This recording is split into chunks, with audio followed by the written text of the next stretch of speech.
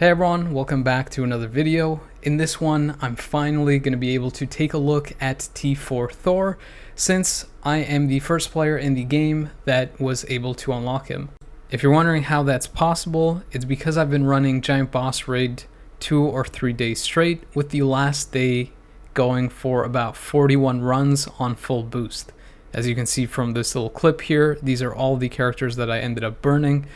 But I was lucky enough, I guess, to still have about 3 or 4 teams left. However, the drop rate is absolutely disgusting. As you can see, I burned all those teams to be able to get just one book, and ironically enough, I ended up getting a CTP of Rage before I got the book. So for anyone that has spare boost points, I would highly advise you not to use them for Giant Boss Raid. Before I show you how T4 Thor does, here is some of the final testing that I did with Thor at level 80 that I wasn't able to include with the first Thor video. On the no restrictions day, I set up the team as if it was the universal hero restriction, and swapping to Ghost Panther for his burn to stop the Frost Beast roaring and lowering the damage, I was able to score around 9.3 million, which I would guess would be somewhere around the 9.7 million to 10 million range, probably, if I could just cancel without having to swap. With his current score and the swapping, it's kind of tough to tell whether the character will be good for this mode, though the initial impression is that he isn't really that great because of his long cooldowns, leaving a lot of gaps where he's not dealing damage, and that's really important in Alliance Battle Extreme and Squad Battle or other point-based modes. On the PvP side, the character doesn't really have a kit to support that, but because his burst damage is so high and his iframe skill on the 5 and 4 are such high priority, he can frequently enter into them very quickly and usually burst down the opponent in about one shot. But if that doesn't happen, then you're basically out of luck and you'll likely just end up dying. But anyways, moving over to the T4, I basically got this yesterday from when this video will be released, and just ended up testing all through the day to be able to get you this video. As you can see from the clip, the animation for locking T4 Thor is the same as T3, with the added addition here at the end of showing that little icon going to T4. You can see my badge increasing a good amount from the T4 upgrade, and here you can also see the stat bump from T3 to T4.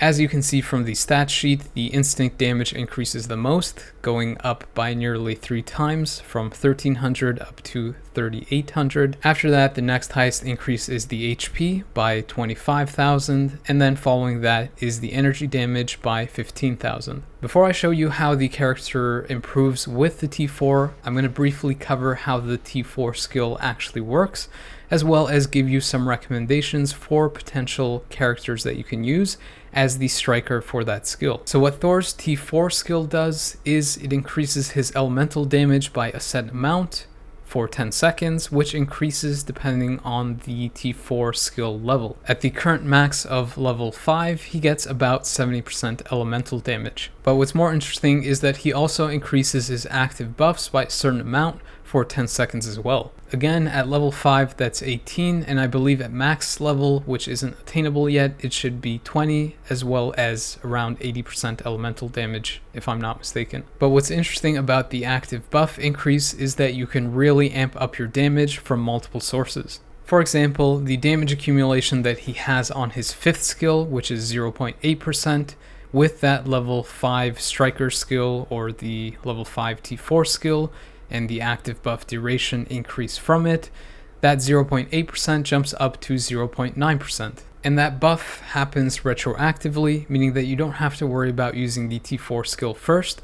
You can easily use the 5th skill and then use the T4 skill, and it'll change to the new damage accumulation value. I also tested whether the top proc and the bottom proc for the brilliant CTP of Judgement would be affected by that T4 skill. But sadly, the top proc, which I believe is called type amplification, doesn't get affected by the T4 skill, which kind of seems like it's a bug, and maybe the devs have to look at that. However, the bottom proc or the elemental damage increase does get buffed with that T4 skill, So you can see mine went from 200 to 236 roughly. On the other hand, the element resist down portion of the proc doesn't get affected, it seems. So again, I'm not sure if that's a bug or not, but that's how it works. It's important to note that if you have Thor at T4, it's really crucial that you have a character with a CTP of Insight on the team, since the CTP of Insight buff also gets increased. It goes up from 20% to nearly 24%. So from just those two procs, the Judgement and the Insight, I get nearly 60% more damage with every rotation, on top of the 70% increased elemental damage that I get with the T4 skill as well. And this is still not including the damage accumulation increase, as well as his frenzy buff increases from his skills. Another thing to note is that the striker from the T4 skill will do damage, but it doesn't count as any hits coming from you, meaning that you can use the T4 skill at any point in your rotation and it won't screw up your damage proc. Additionally, although you can't take advantage of the buffs that are listed on the striker skill yourself, you can see in the top icons I only have those two buffs from the T4 itself, which is the buff increase and the elemental damage. There's no other buffs. However, with that said, the debuff effects that are included are totally fair game since they apply to the enemy, and even after the striker is gone, you can take advantage of those. Although this is true for the majority of the strikers or character skills, it isn't exactly true for all of them. Certain skills apply or are casted to the arena, which allow other characters to benefit off of them, namely Thor. As you can see, Heimdall is one great option if you want to try to increase your survivability, since that bubble that gives damage immunity also appears in Thor's proc list, which means that it affects Thor as well. Another good striker option is Beta Ray Bill, since he provides you with up to 100% lightning resist down, which is about 50% higher than Thor's limit. So if you're using this striker, make sure to actually use the T4 skill first, so that higher max cap is applied initially, and then your lightning resist down skills should be able to stack on top of that for a higher limit. This would likely be ideal in high difficulty dimension rifts and dispatch, as well as really high stages of Shadowland, where the enemy's defenses and resists are really high and you can lower them down. Speaking of high defenses, Thor doesn't have any all defense down, so another good option is Rogue's striker skill, which gives you up to 55% all defense down that ignores immunity and stacks up pretty quickly with each hit, going up by 10%. This would also be really good in dimension rifts, since that striker skill has a lingering AoE effect, which means it can keep applying damage and that all defense down effect. In dispatch, however, you have to consider what teams you're using, since some characters might have higher than the 55%. So if you end up using this striker and your character has a higher cap, then it'll limit that higher cap amount. Generally, it's pretty good, but you just have to keep that into consideration. Scarlet Witch is also a really nice option. She provides 3 seconds of silence and 5 seconds of mind control, so it can be really good for locking down opponents. And the benefit of the mind control is that you also end up dealing more damage. On top of that, the skill also provides some good area of effect damage. If you're having trouble surviving, you can also use Groot, specifically in his baby Groot uniform, and he'll leave those little healing plants that you can collect and heal up. The only current downside with this striker is that Groot isn't currently able to reach T3 or Awakening / Transcendence, so you end up losing one level of your T4 skill effects. I also didn't show it here, but you basically have to choose a striker that has the same instinct type as Thor, which is Order. Otherwise, you end up losing 2 more levels of your T4 skill, and the effects of the T4 skill are very crucial, so you basically never really want to do that. Now that that's out of the way, I can show you his improvement in performance from the T3 level 80 to the T4. Unfortunately, all of the World Boss Legend stages that I have are way too low for Thor. He's way too strong. So I kind of artificially made the stages a little bit tougher by not using a leadership and support and eliminating all the strikers. Just for fun, and because I was curious to see how fast Thor could blitz the stages, I also did with leadership support and strikers too. But to see any real meaningful performance, I have to unlock stage 65, I believe, of Mephisto and Knull, or a little bit higher than that, and around stage 40 of Ultron, and that will take me some time, so I'm likely not going to be able to show that until a much later video. Fortunately, more people are starting to get T4 or get close to it, so you'll likely see some videos in the next few days of those people who have those higher stages showing you what Thor can do. Anyways, if you recall from the last video, I was able to clear stage 24 of Knull with 3 minutes and 47 seconds remaining. Then, without any of these strikers, but with the T4, I did it 4 seconds faster. Again, this doesn't really show anything, it's just included here for consistency's sake. With just an additional leadership, I complete the stage in 53 seconds, which is 16 seconds faster than the previous run with no strikers. At level 80, I previously completed Mephisto with 3 minutes and 43 seconds left. Then, with no leadership, support, or strikers and the T4 alone, I completed it with 3 minutes and 6 seconds left. However, adding all of that back in, I complete the stage in 59 seconds or 17 seconds faster than at T3 level 80, which is a difference of about 1 minute compared to the run with no additional help. With the T4 skill unlocked, I'm basically able to do the first phase in 18 seconds and essentially one-shot the second phase and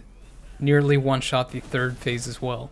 Because level 14 was the highest Ultron stage that I could use Thor, I initially tested him with no leadership, strikers, or support, and was able to complete that stage with 3 minutes and 52 seconds remaining. At T4, I got a 17-second improvement, which again doesn't really mean much. Funny enough, when I added the help back in, his burst damage spiked so high that I was almost able to one-shot Ultron by being able to do damage to him in between the phase shifts. With that, I was able to take him down in just 17 seconds, or 34 seconds faster. Because most of the difficult content was locked out for me, the only meaningful gauge that I had to see his improvement was Giant Boss Raid Dormammu. Previously, I completed that with 3 minutes and 30 seconds left, and for those wondering, my build is exactly the same as it was for the previous Thor video for testing reasons, which is a brilliant CTP of Judgement, no artifact, or basically not his artifact, just a random one, and everything else maxed out, so 20 Odins, full type enhancement, and whatever else have you. Fortunately, I didn't have the exact same team available,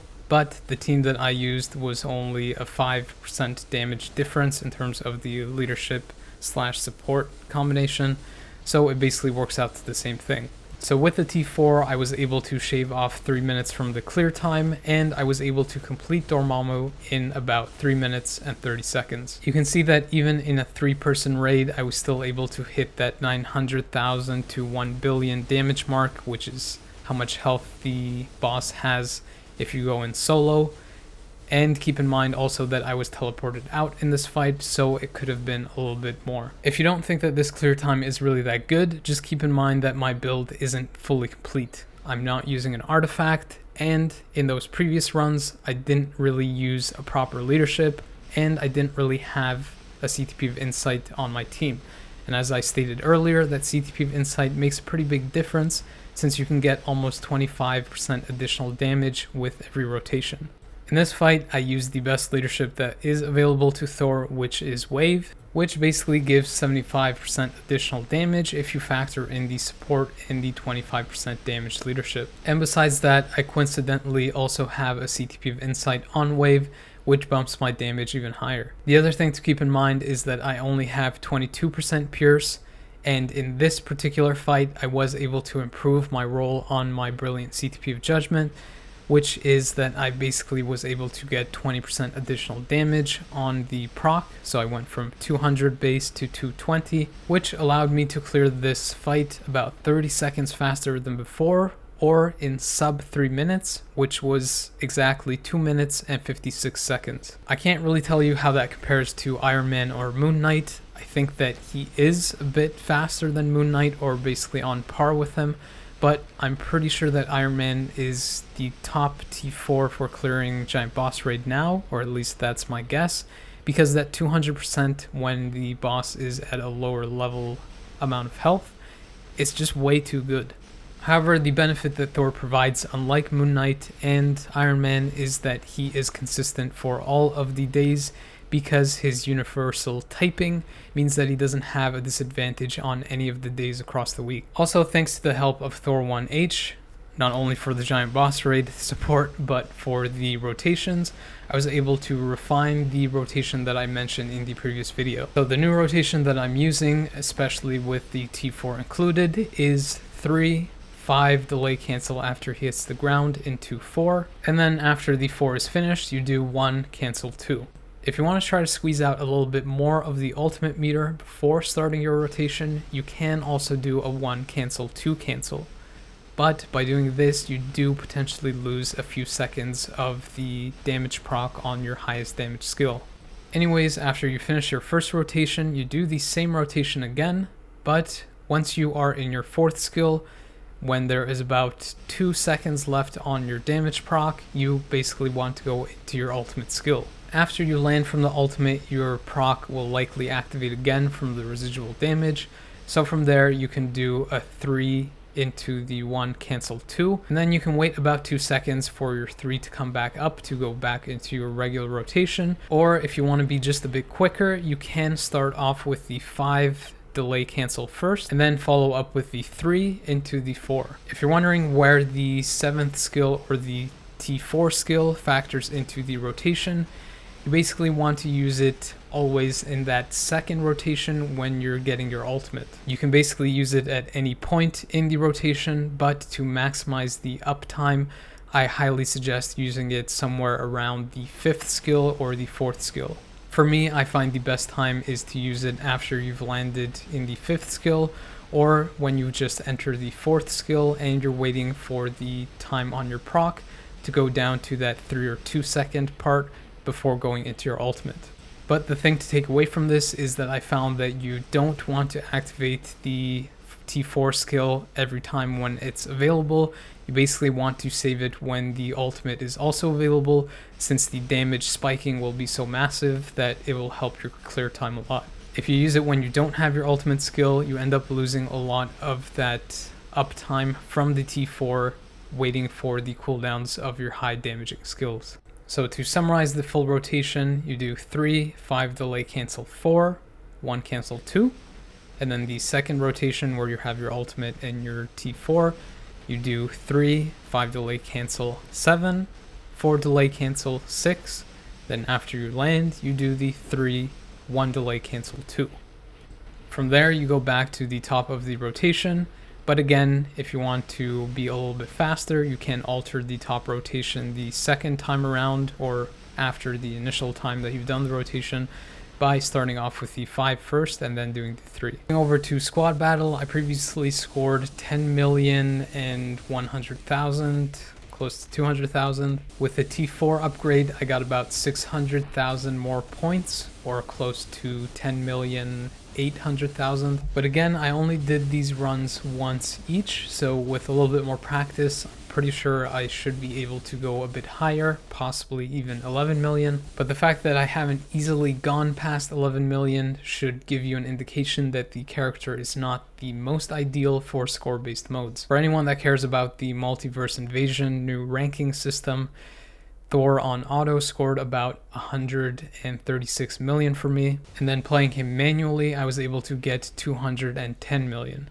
More importantly, in dispatch, he had about a 5 to 10 second improvement, going from 59 second clear on stage 10-2 to a 56 second clear. In the higher stage of dispatch, he had an even bigger improvement, specifically 12-5, where the instinct makes a bigger difference, and his clear time improved by around 20 seconds. People have been asking me whether to use a CTP of Judgment or a CTP of Rage on the character, and from previous testings that I've done with characters with Judgment, I've found that a Rage is better compared to a regular Judgment, but once you reforge to a Mighty or a Brilliant Judgment, it starts outclassing the CTP of Rage, but only if the CTP has a top proc, or that type amplification proc, or whatever it's called. Other people have been mentioning that the CTP of Judgment isn't good for Thor because there is an element damage cap or diminishing returns once you get past a certain point. I don't know what people are saying, like 250% or 270%, that there isn't really any clear-cut value. And I haven't really found any hard evidence to support this. There isn't really anything on the stat sheet that shows you there's a hard cap, since you can't really reach that value outside of fighting or in-game, and in-game you obviously can't see what the max value is. For the time being, I'd say that a CTP of Rage is fine, but if you do have a reforged Judgement, either a Mighty or if you're lucky enough even a Brilliant, then I'd say that that will very likely outclass the Rage. But to be sure, I have contacted the devs to find out whether there is an element damage cap or diminishing returns at some point. However, I highly doubt it, because if the cap is 250, a lot of characters will start capping out very quickly, considering that just 200% comes from the CTP of Judgement. And if you have a Brilliant, that's 240%, so any element damage outside of that value basically becomes immediately useless, which doesn't really make much sense. Either way, I'm hoping for an answer soon enough so I can clarify that for anyone who's wondering. Also, one last note about Rage and Judgement is that Judgement has a 200% proc value, whereas Rage has about a 130 to a 140%. And with that T4 skill buff effect, the 200% Judgement will gain much more benefit than the Rage, which is why I say a Mighty or Brilliant Judgement will likely and should outclass a CTP of Rage, at least for now. Overall, I'd say that Thor is a solid addition to your roster. He might not be absolutely necessary, but he'll definitely help you out in Giant Boss Raid and make those Dispatch and Dimension Rift clears a lot quicker and give you more resources from the higher clear amount. He's obviously a monster in World Boss Legend, so if you're pushing that, or if a new World Boss Legend difficulty 4 comes out, he's definitely going to be a top pick for that. If you're building him for Alliance Battle Extreme or Squad Battle, you'll likely not be very happy with his performance there, but for everything else, he's basically blitzing the content. That wraps up the video for T4 Thor. Sorry it went on so long, but there was a lot to cover. The next ones that I'm working on are Valkyrie and Jane, so make sure to stay tuned to the channel to see those. If you did like this video and found it helpful, please consider liking, sharing, and subscribing. Definitely helps my channel out, and then I can keep helping you guys out. Anyways, I appreciate your time in watching these videos, but the video is now over.